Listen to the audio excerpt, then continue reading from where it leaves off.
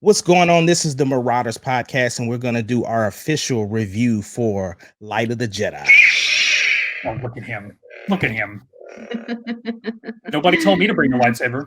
You're just jealous that you don't have one. I am. He didn't tell me to bring a lightsaber. My Put name that is in the Ray official Kennedy. review. That's Shane Whitehead, and that's Bonnie Herman. And we are going to talk a little bit about the Light of the Jedi, which is one of the first adult books for the New Republic. We are going to review it. We're going to do our spoiler-heavy review for the Light of the Jedi. Light of the Jedi. So if you do not want to know anything about Light of the Jedi, we thank you for watching the Marauders Podcast, which comes on every Thursday at 7:30 p.m. Central Time. And we would love for you to join us to talk all things nerdy. We talk all things nerdy on that particular podcast. But let's get into this review. It's written by Charles Soule. Yeah. Okay, there we go. So this book, just first impressions, it was really well done. Definitely exciting to get back into reading novels again for Star Wars, especially brand new content that you don't know what's really coming. About the High Republic is kind of an era where we see the Jedi in a light that they're like peacekeepers. They are it feels kind of like a medieval time type deal a little bit, but not really so much like the armor, but more like the robes are very royal. They feel like royalty. They feel like knights, but again, not really with the armor, but the robes are very prestigious. The colors are very vibrant. And they have just like with the Mandalorian, they actually have a saying in the book, what is we are all the Republic. And that's kind of the way that they salute each other within the book. We are all the Republic. First impressions, the introduction of the book was very slow. In my opinion, there was a lot that they could have cut out because, to be honest, when you see the cover and you see the Jedi on it, you expect to get right into the Jedi. And it felt like they really didn't get into that for quite a while. And so that was a little disappointing. But you find out later on in the book that the beginning does serve a purpose for some of the things that happen in the end. But again, with what it was, they could have shortened that and we could have gotten right into the action. Shane, what are some of your thoughts? I'm with you. It was a really slow build. Not even a slow build. It was a slow start. I started listening to it. I was expecting straight into the Jedi, and the first couple chapters it jumps to so many different places and to so many different things. And my first thought is, where are the Jedi? I mean, it's the High Republic. I mean, what's going on? So it was a slow start to me. And honestly, like I rate this very highly. We'll go over that at the end. I rate this very highly, so don't take this as criticism, but like this whole book felt like a setup for what's coming to me. It feels like just a slow build, and it got me excited. We'll go into a little more detail as we continue, but like it gets me very excited for where it's coming. I had very high expectations coming into this book series, and to me, this is a fantastic start to it. There's some things I didn't like, and there's some things I think we can do better, but I'm excited. I mean, I loved it. Go ahead. Yeah, I'm right there with you. And I think one of the big things that I really was excited about is they established that this was the adult book.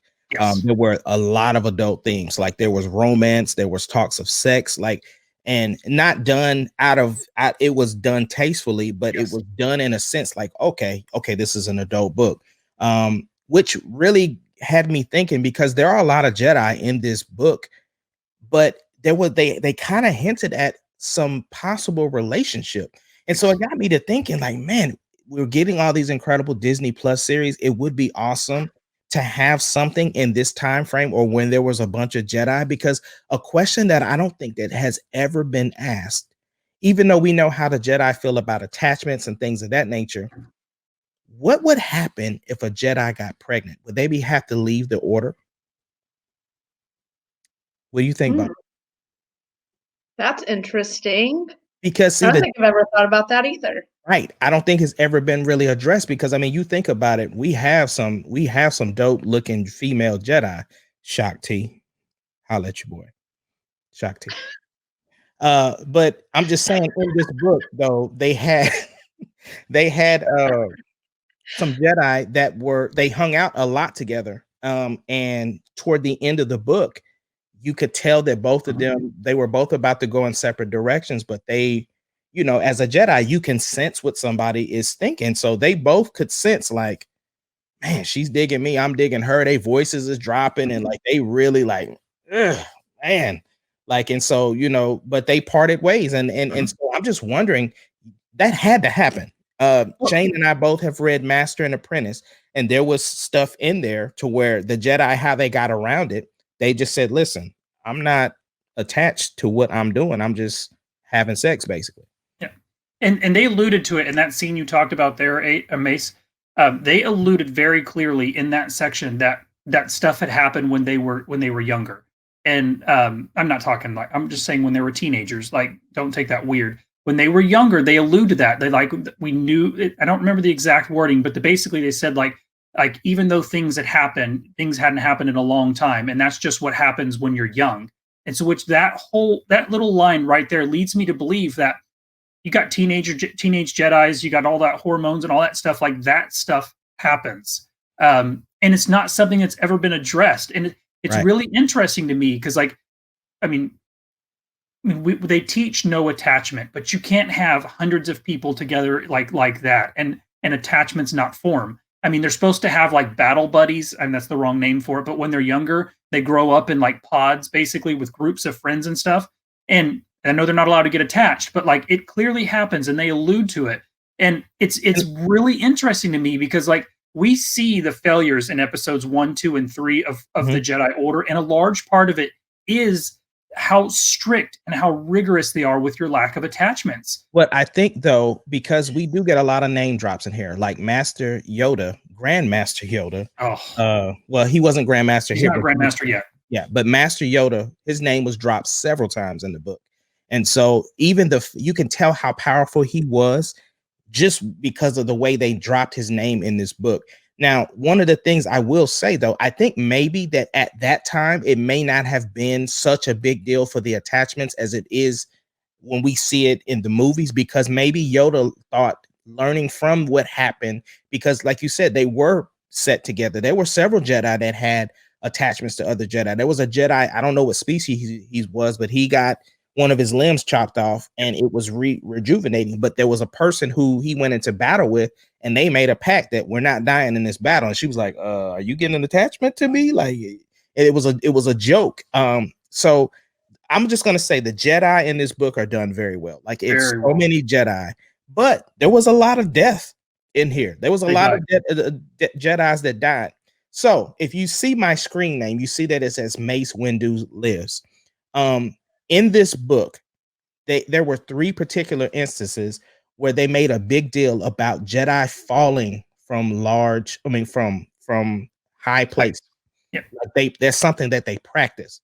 Yep. And so if that's part of the training for a Jedi to become a knight, you can't tell me that Master Mace Windu falling from that building by only having his arm chopped off, and yes, he was electrocuted, but you can't tell me that he did not know how to land. No, he landed. You can't tell me that, because that was a big deal. That was a big plot point in the book, was a Jedi falling from a high distance and basically rescuing someone and not smashing into the ground. I mean, from the atmosphere. From the atmosphere.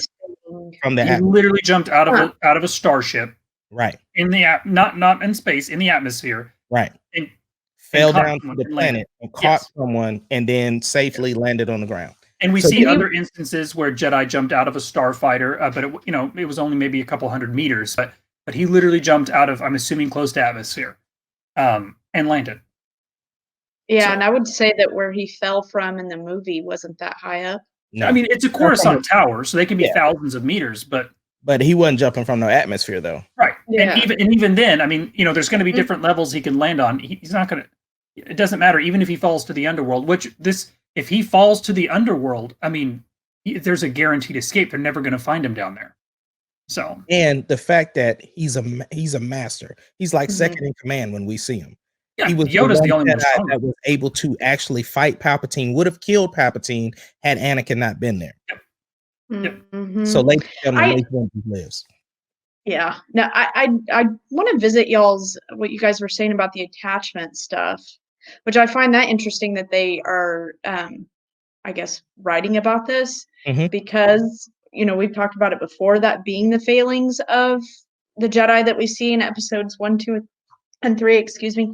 And then you talk about like teenagers and how they feel. Well, Anakin was a teenager whenever he in episode 2, right? Right. Whenever he goes and Right. stays with Padme. He would have So been it's what, almost 18? like But you it's see, normal, right?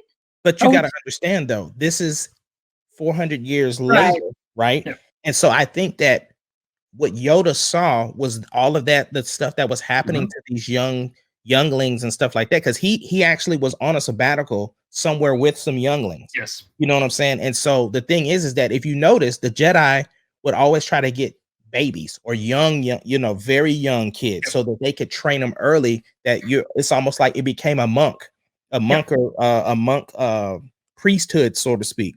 And Yep. so back then it wasn't so much like that. Like they were royalty. And so I don't think the rules were as strict. Like they had bylaws and stuff, but it was, I mean, like the biggest thing for them was to become a master so that you could study on your own. Yep. That was You like go one of do the your things. own thing. So So that's interesting, like what happened to change it to make the Jedi become what they are in episode 1. and I feel like this is setting it up. And I'm just going to go ahead and touch a couple things. So Okay. the Jedi to me feel like what I would expect at the Jedi at the height of their power. There's thousands of Jedi, right?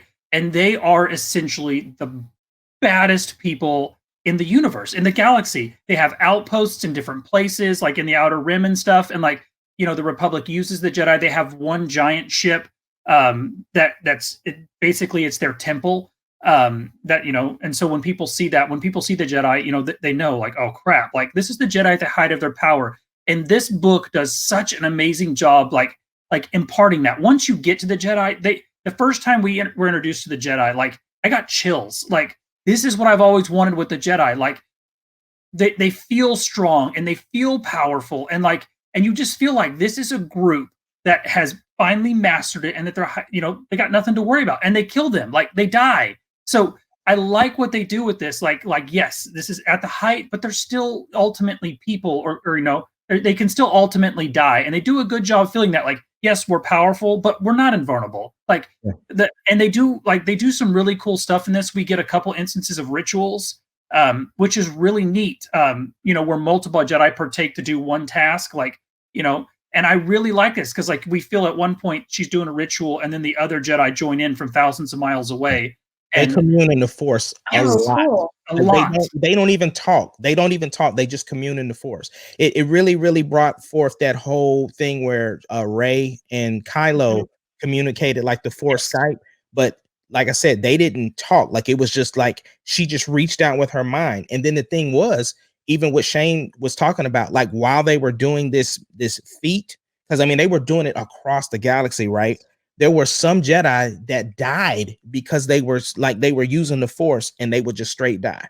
Just overtax themselves, like they just too Wow. much, or they lost sight of like one guy was on a tower, and he's so into the force that he essentially fell off the tower and died when he finally gave out. Like it's just so well done, like, and I love the writing, and I mean it really gets me excited. But there's some really interesting things, and I talked to Ace about this, and I'll be quick.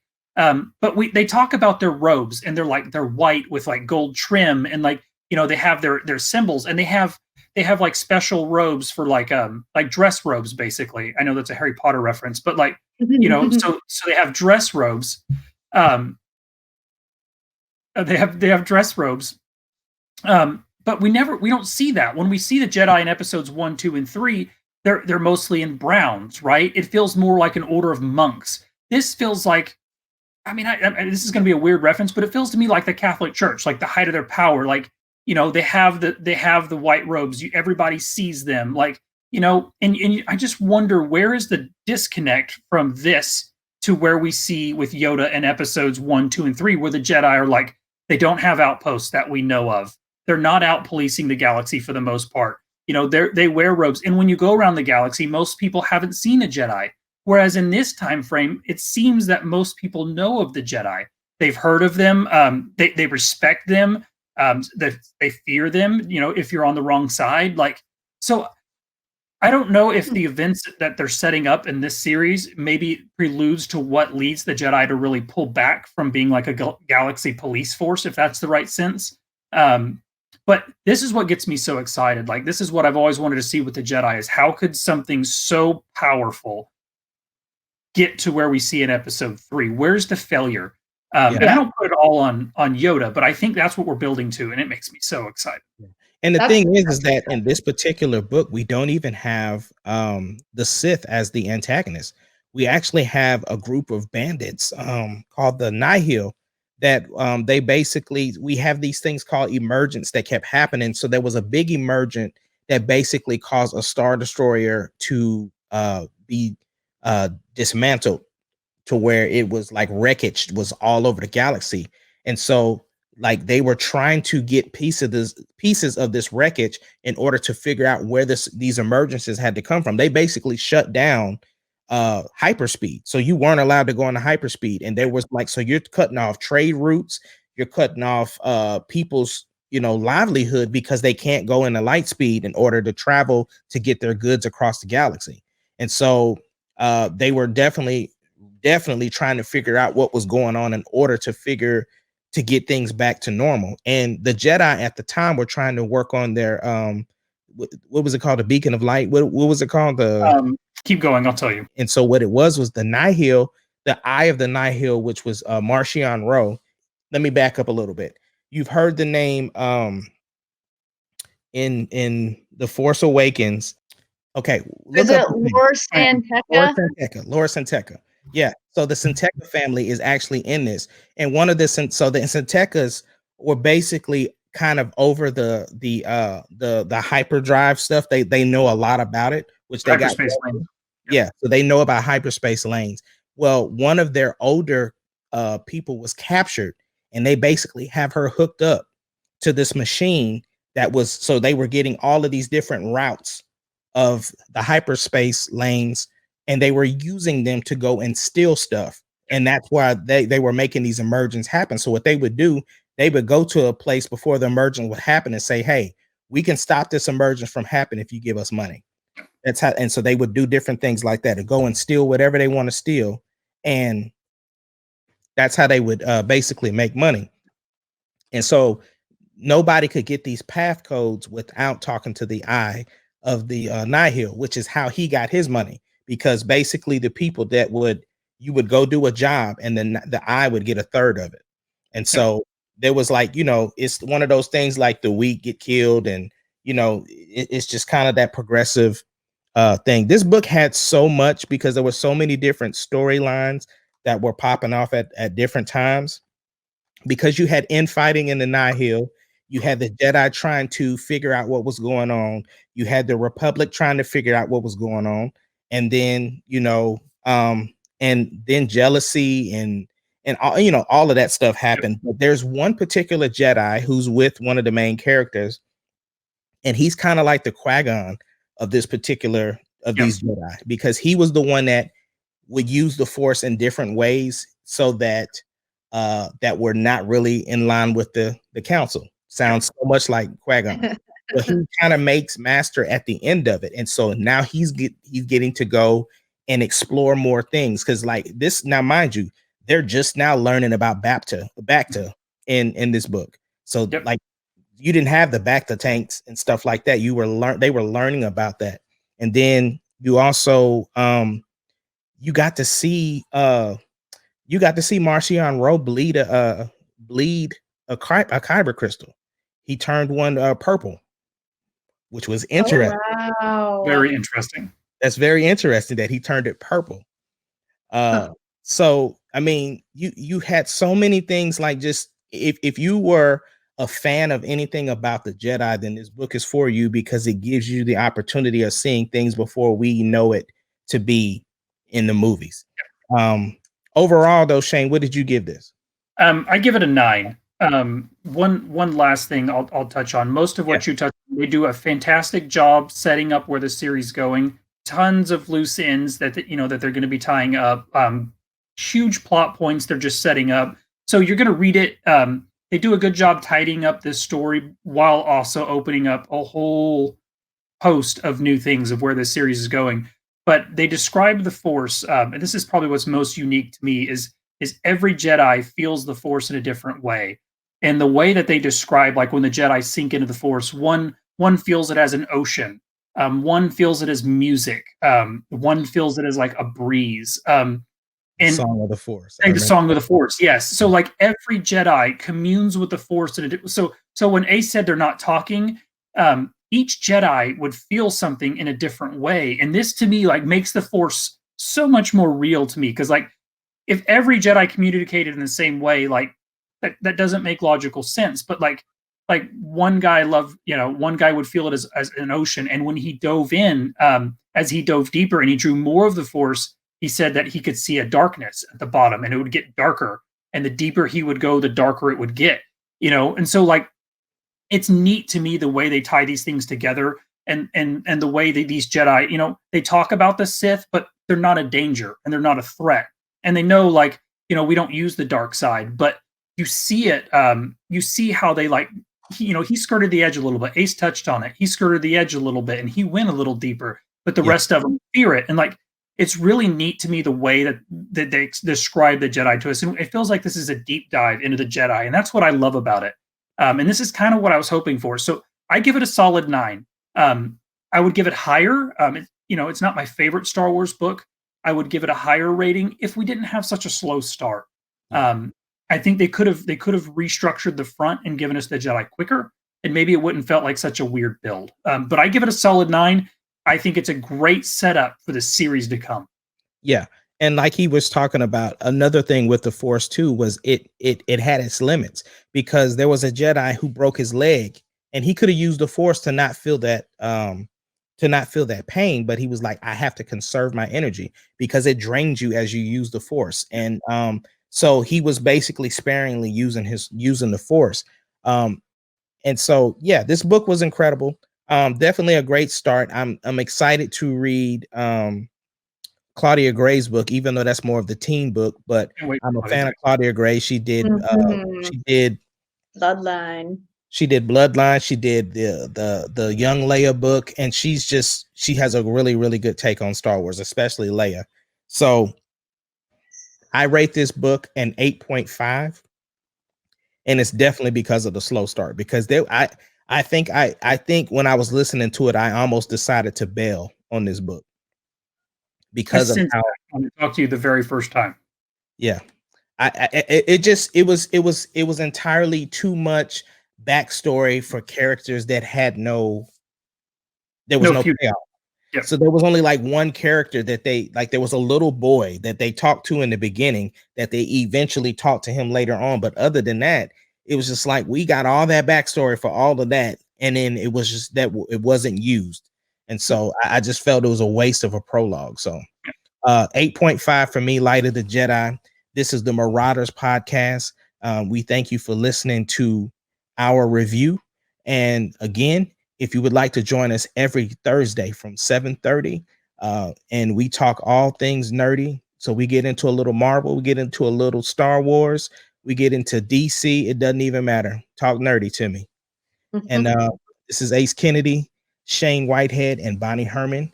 And we are signing off. We will see y'all next week. Yeah.